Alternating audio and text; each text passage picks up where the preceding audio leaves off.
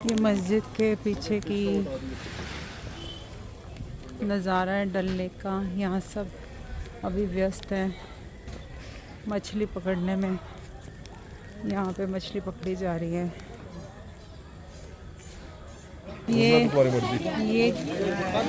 Market है, ये यहाँ की मार्केट है।